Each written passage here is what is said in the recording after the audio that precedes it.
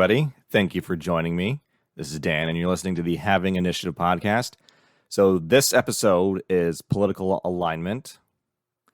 And first of all, fair warning, I am not going to go into certain political parties and their actions or debate specific policies. Or if I do, it's just going to be a brief mention, and that is not the meat of what we're doing here. These episodes are about what's going inside a person that can influence their political outlook. So basically, a lot of people argue for common sense or yet the logical or reasonable outcome when they're talking about politics or anything else in their lives when they disagree with people. However, nobody seems to agree on what common sense is in more circumstances than we would like to admit. And you've probably heard the adage, nature versus nurture. Well, I believe, and there's evidence to prove this, that common sense, what we deem as common sense, is influenced by your nature. So this episode is mostly about matters of nature and how big that impact can be with political outlook. So quickly, there's a Carl Jung quote, "People don't have their ideas have them." And I've also heard it repeated as, "People don't have ideas have people." And so this episode focuses on four, I guess you could say, ideas. Now, I'm going to call them axioms because I debated on ideas, agreements, or opinions. None of them perfectly fit. I picked axiom because one of the definitions was a self-evident or universally recognized truth, a maxim. So I quickly looked up maxim because I didn't fully understand how to define that. And the difference between them is that axiom had that which cannot be actually proved or disproved in one of the definitions. And maxim seemed more permanent. So I'm going to talk about some axioms that they can be interpretations or worldviews. Some of them can have evidence that proves the possibility of them. But the point is, these axioms are things which cannot actually be fully proved or disproved. These are, shall we say, built into us. And we treat them as truth. And oftentimes we treat them as obvious. And we'd say you'd be foolish to think otherwise. So some of these axioms are ideas and others are phenomena. The word axiom doesn't fully fit, but just roll with me. So enough of that. We're going to get into the four axioms that I want to discuss. So axiom number one, Hobbes versus Rousseau.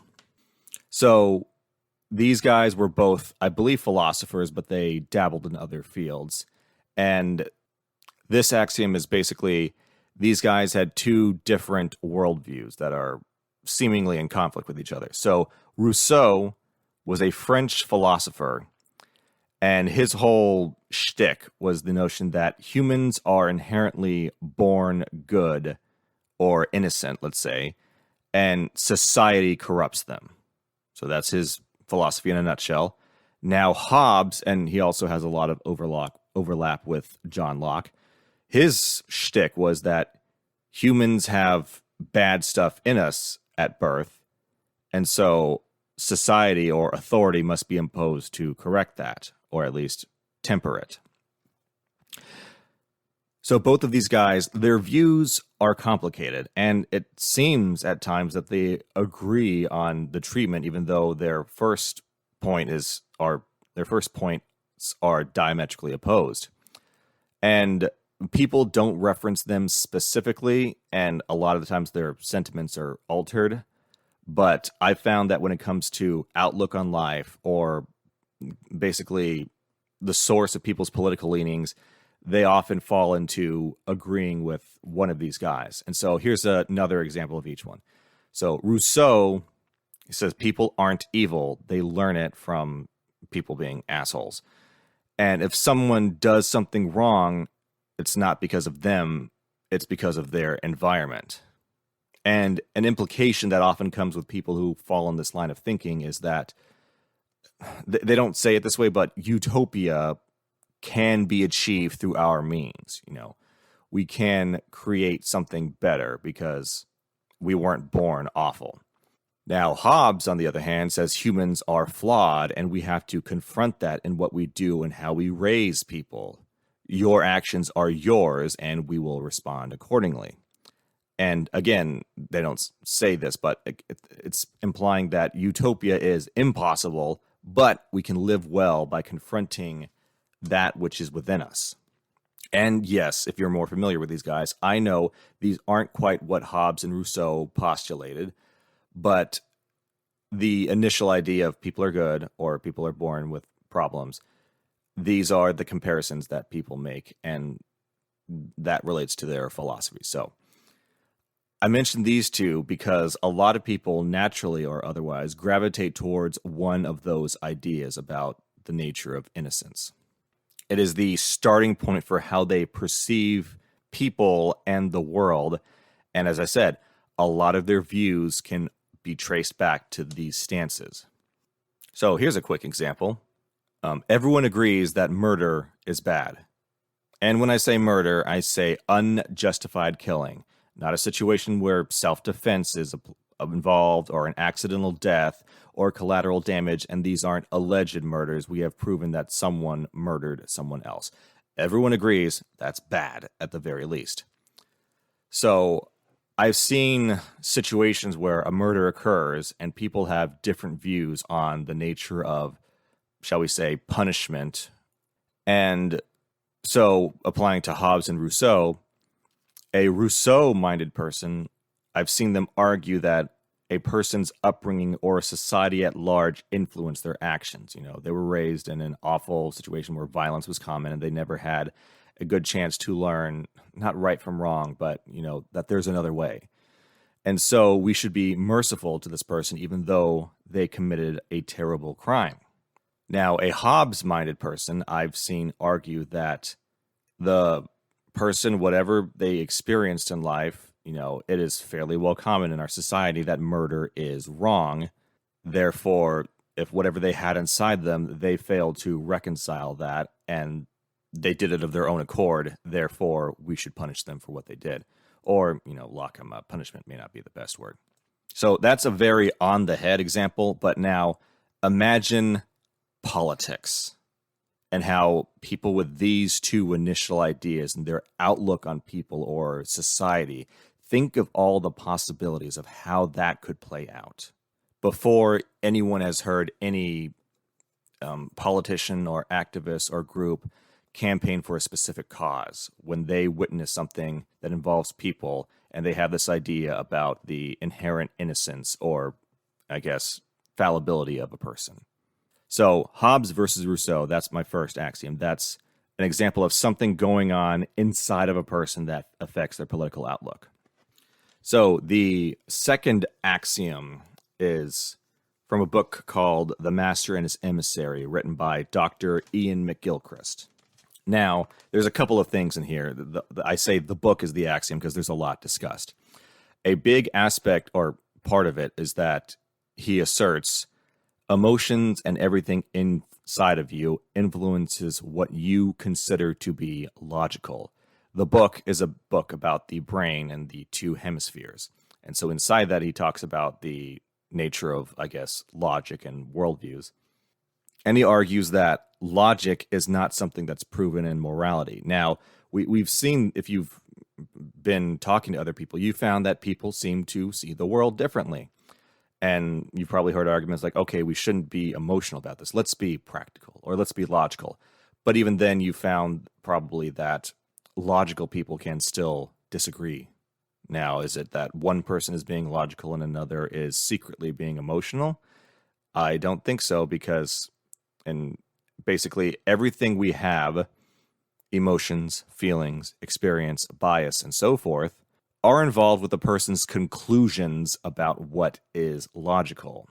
And so when we keep saying logic, I'm not talking about empirically measuring things or basically leaps of logic like you're a detective or is based off of information you know.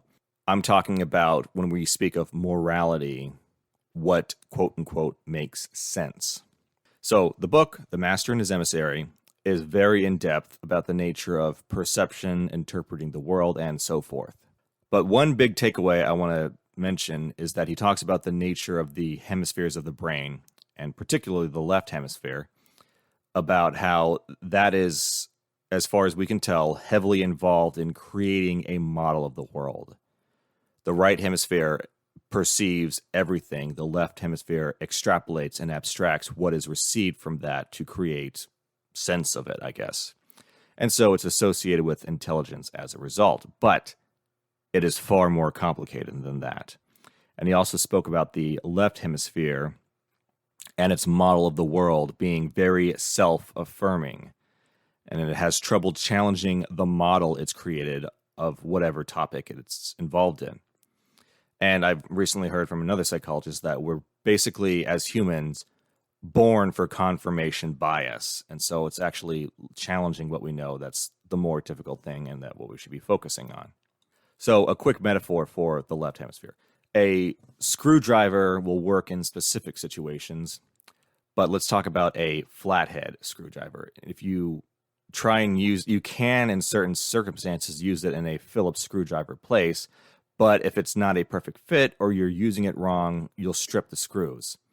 Now, imagine that we have a model of the world and we apply it to some aspect of reality or nature, and it's wrong. We may find that it kind of lines up in certain ways, but that there are differences. And so we can either accept that our model of the world is incomplete or inaccurate, or we can just ignore those edge cases and operate off of bad information, all the while we're metaphorically stripping the screw in the situation. So again, that's a metaphor. Use your head. So lastly, with this book, he mentioned how you look at something will affect what you see. That is very important. And throughout the book, a big point he makes is that a lot of scientists liken the brain to a computer. And his view of studying the brain, which is quite extensive, that's not the case. And so he says, if you look at the brain like a computer, you will see parallels and it will seem like a computer. But then his whole book is about the ways that it's not a computer, basically. So we'll return to some of his ideas. And again, the book, there's a lot in there. It's one of the longest books I've ever read. So don't just get caught up in what I mentioned here. Okay, so the third axiom is the 6 pillars of morality. Now, there is a social psychologist named Jonathan Haidt who wrote a book called The Righteous Mind: Why Good People Are Divided on Religion and Politics.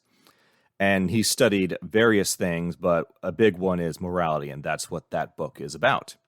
He also studied disgust, and that pertains to morality. So, in his book, he talks about his journey briefly, about how he was a staunch liberal, and he went into what that entailed, and how he didn't have too high an opinion of those that didn't agree with his political views. And then he went to India to study their culture or morality from a psychologist's point of view.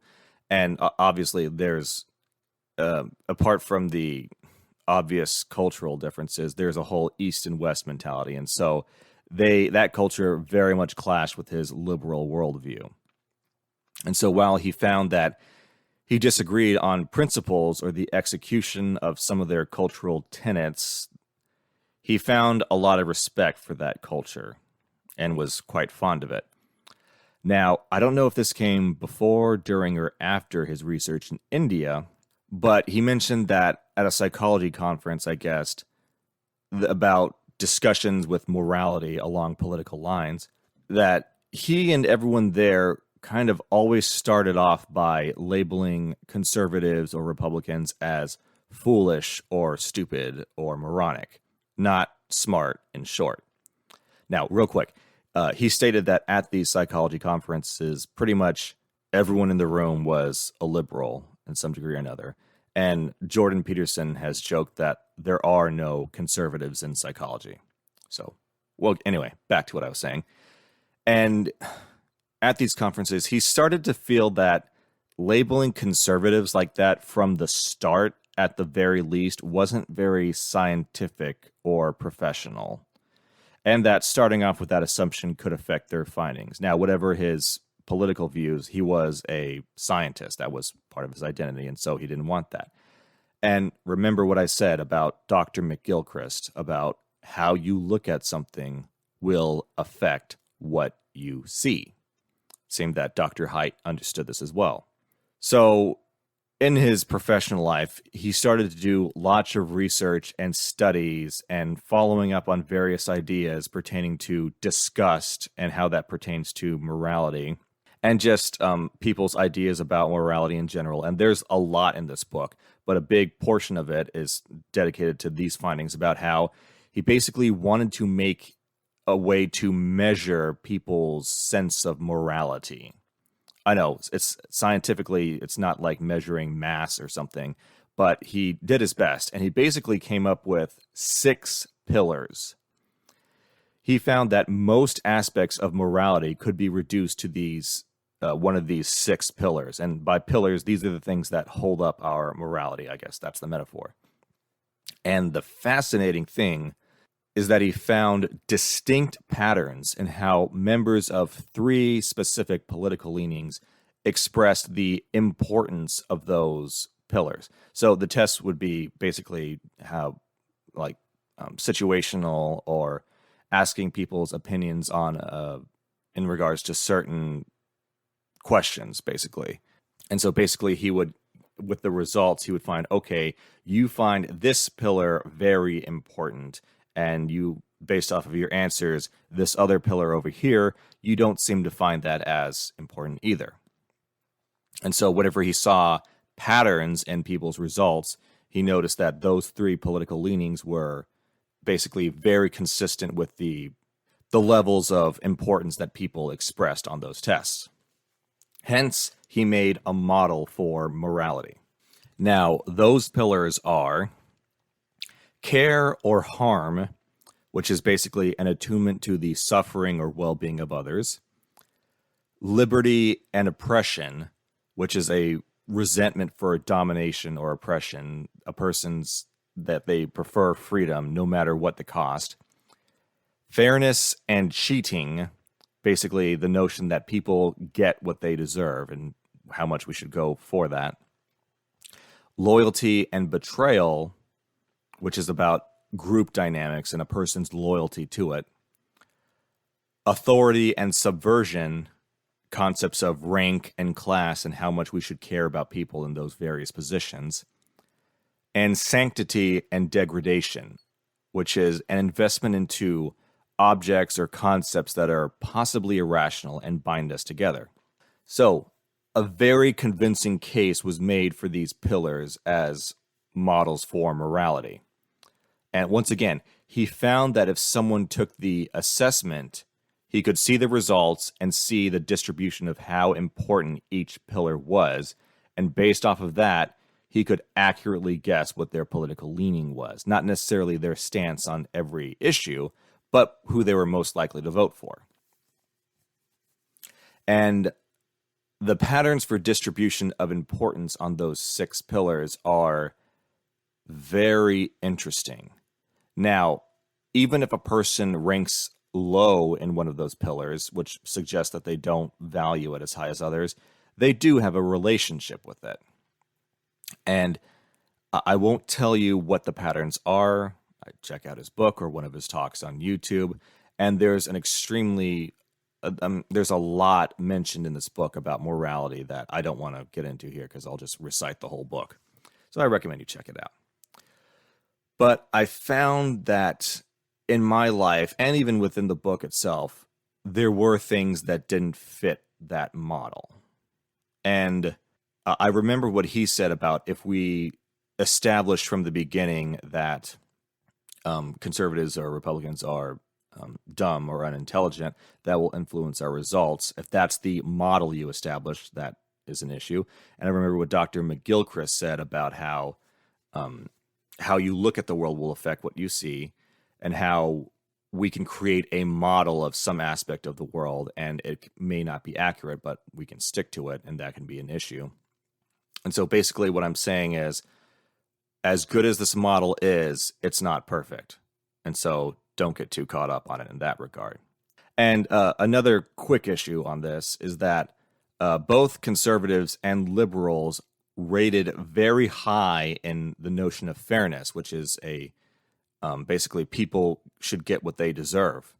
But they seem to disagree a lot when they discuss things about what's fair. So Dr. Haidt investigated and found that they had different views on what constitutes fairness. And so his model does factor in nuance, but it can't be thrown around for everything because, again, both liberals and conservatives rated very high on fairness, but they disagreed very passionately on it. So we'll return to him in a bit.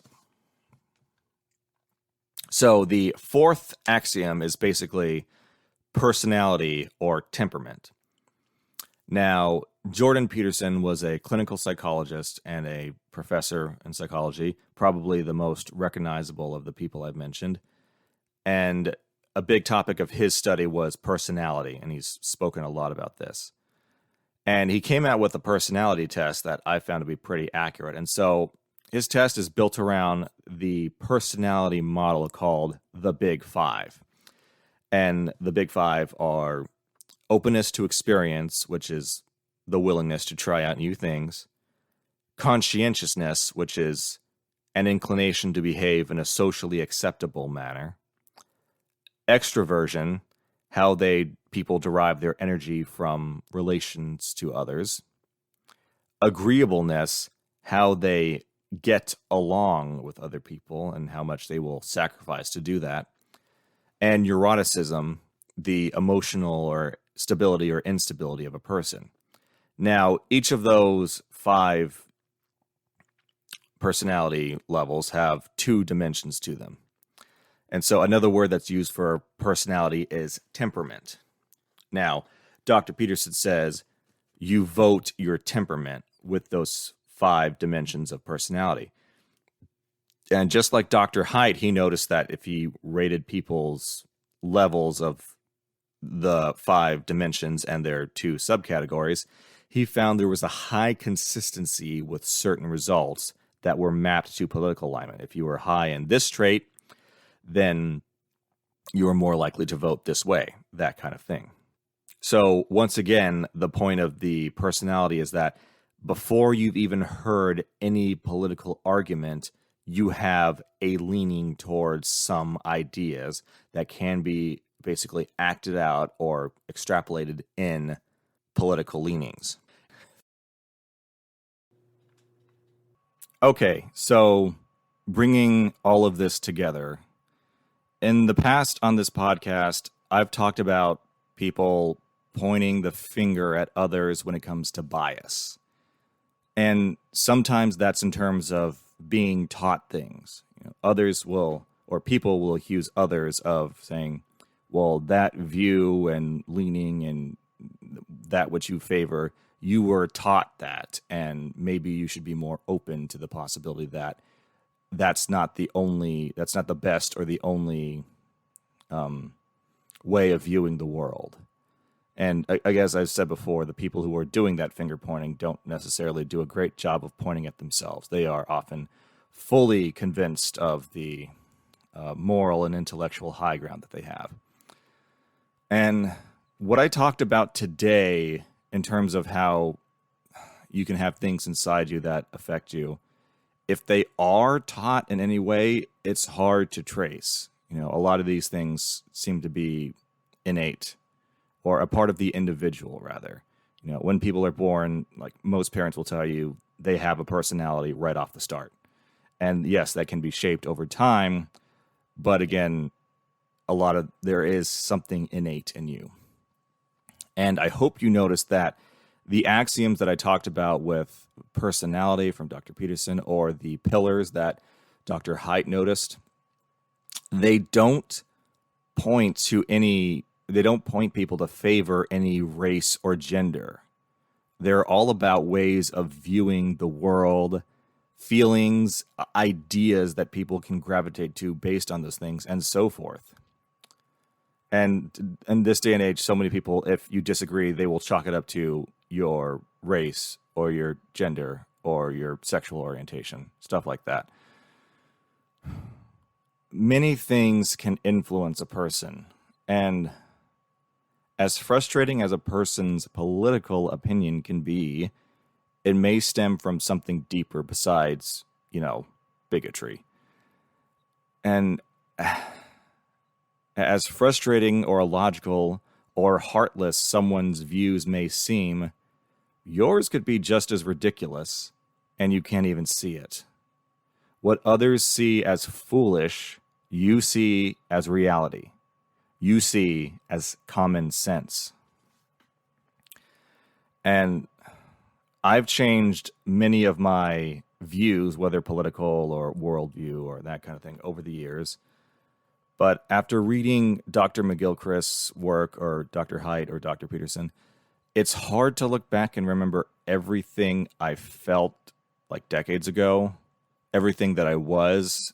And I mean, like in today, I can remember the past 6 years, pick a day, pick a year, and I can tell you what was going through my head and what I was feeling at that time. But the further back you go, it gets harder and harder. So fully explaining to myself or to others why my political leanings were what they were, it's trickier. And so living in the moment, I try to be aware of what's inside of me. I do try and listen to others and see their views, because I don't know everything. And I do try and be compassionate, because as nerdy as I may seem, I do have a big heart. But I do disagree with people all the time. And people who I would otherwise call intelligent, there may be something that seems so obvious, and I don't get why they don't see it. And I try and remember everything that I've talked about in this podcast when that happens. So, how do we move forward? Well, talking about what I discussed here might be a good start, because most people have never heard of any of it. They just think, oh, if they disagree with me, it's because they're an idiot, or they're a bigot, or they're closed-minded, that kind of thing.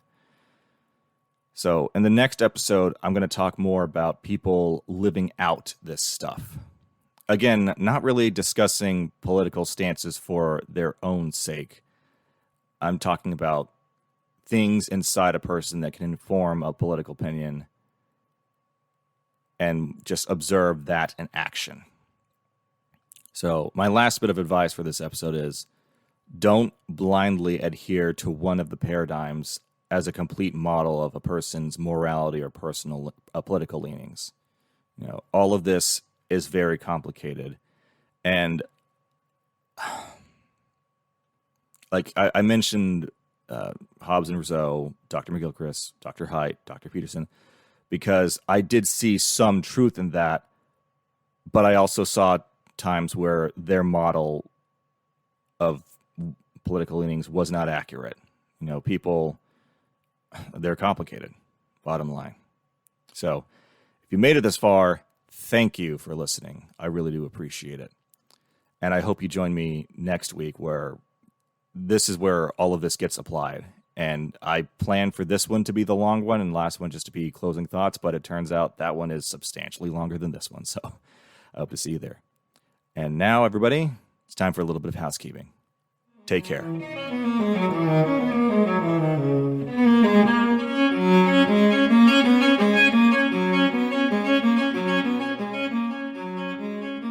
Okay, I know I said that was the end of the episode, and this is normally when I would be doing housekeeping, but as I mentioned back during the education episodes, I recorded these at the end of 2022, and I waited a few months to release to not conflict with the holidays, and since recording these, I've stumbled on some more information that I feel like I need to share.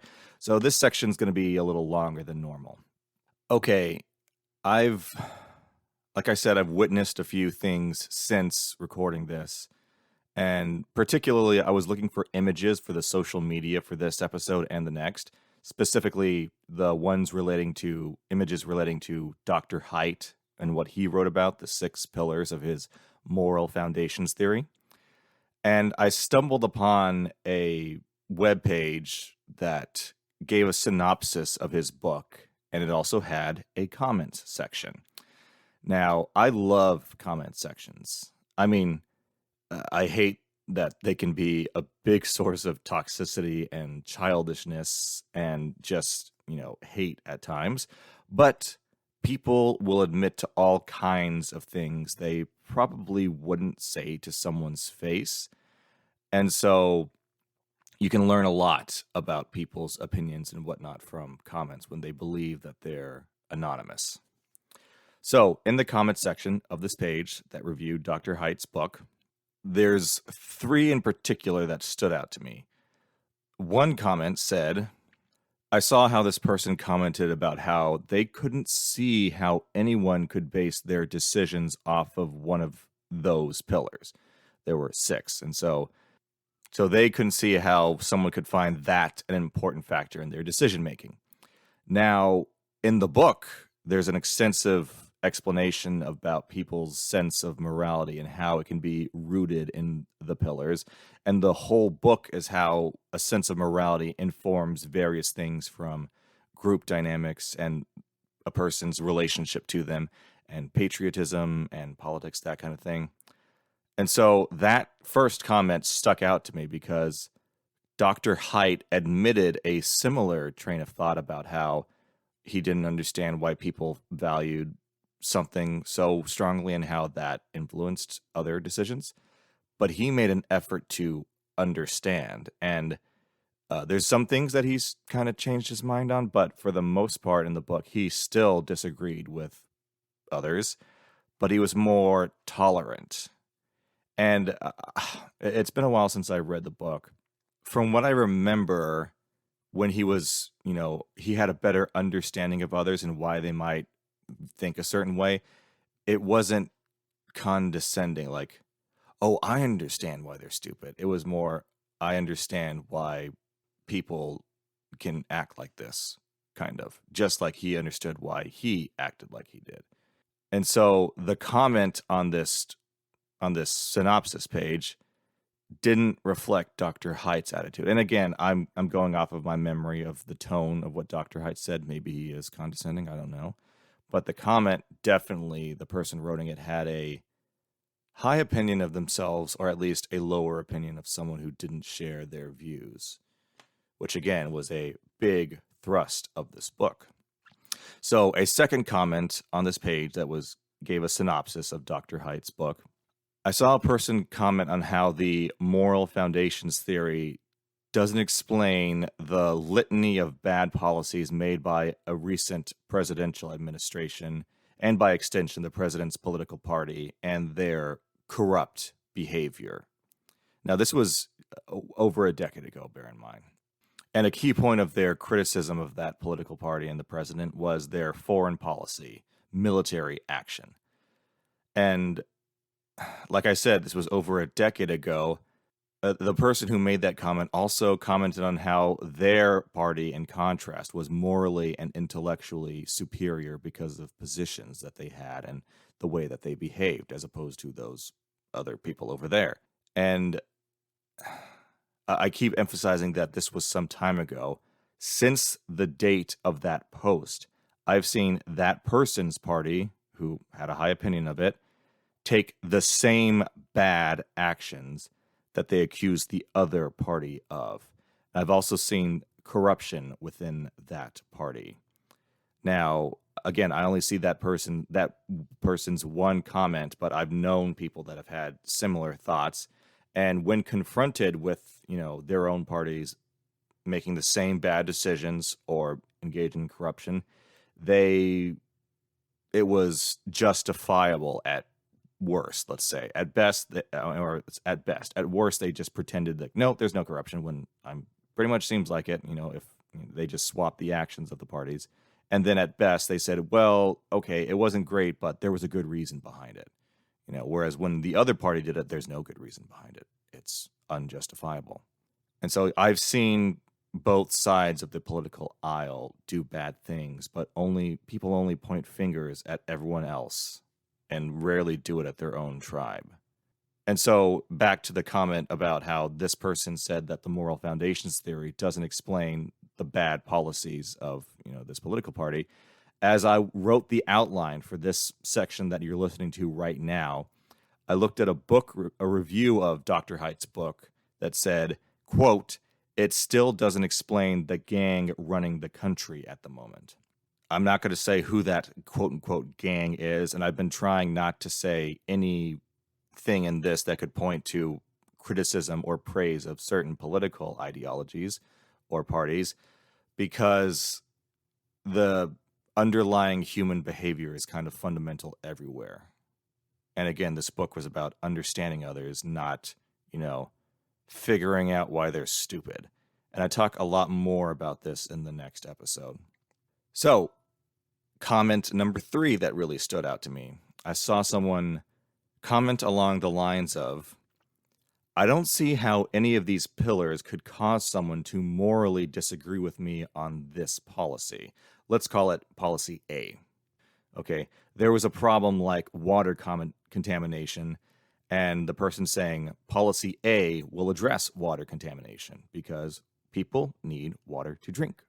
The person continued to talk about how policy A was so obviously compassionate and useful to society as a whole and the individual. Again, people need water to drink. Why would you be, what moral pillar could cause you to be opposed to solving water contamination? That's basically what's going on there. Well, I'm familiar with policy A and why people disagree with it. And the people who disagreed with policy A, they said we should do policy B, let's say that. They didn't do it on moral grounds. They did it on economical grounds, practical ones, if you will. People who supported policy B did think that water contamination was bad, and they believed it should be addressed. Now they believe that policy B would address it. And the people that disagreed with policy A, one of the criticisms was that it was inefficient and it will not solve the problem policy A was made to address. And inefficient, the big key point there is that there's, depending on how you ask, how much they emphasize that sustainability is a big factor. And also, if we have a lot of problems, we have limited resources, you can't be doing an inefficient policy because that drags everything else down, and there's lots of other problems that you won't be able to solve. So people who had policy A and B didn't disagree morally. They thought that, again, this is a metaphor, water contamination was bad and we should fix it. They just disagreed on how to solve the problem. But the person who made that comment, whether just because of reading the synopsis of Dr. Haidt's book, or maybe I have a feeling this is how they behaved in real life, they assumed that if someone disagreed with them, they must not care.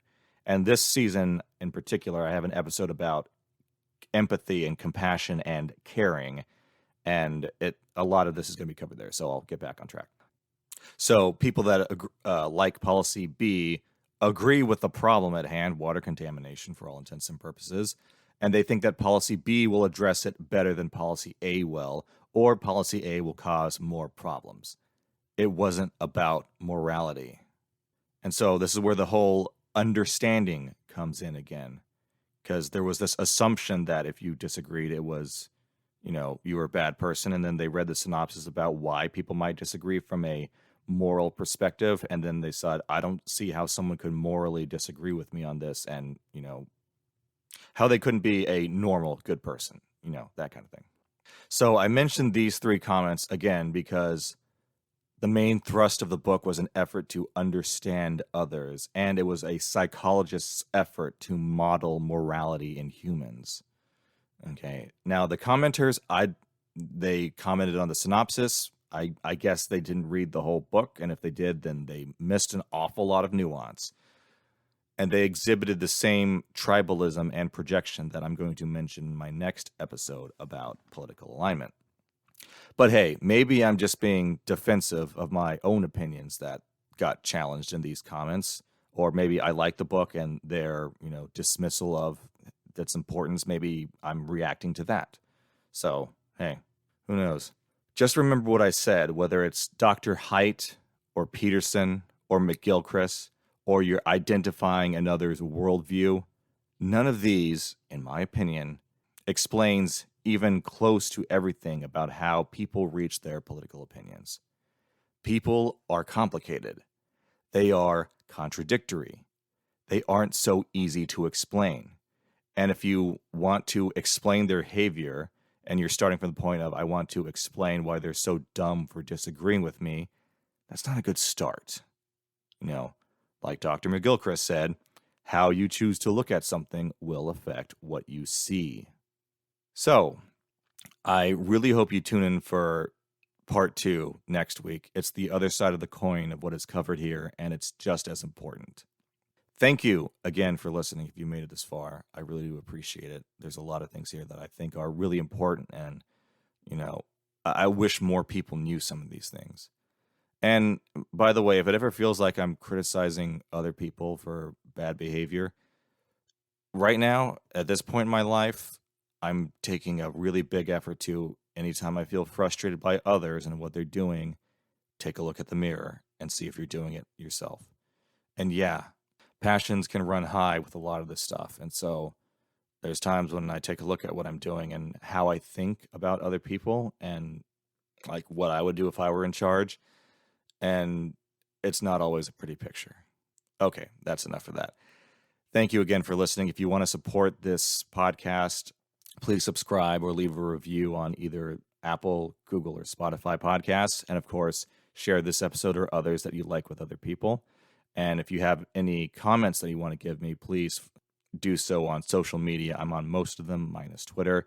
It's either Having Initiative or Have Initiative. And yep, thanks again, everybody. Hope to see you next week. Take care.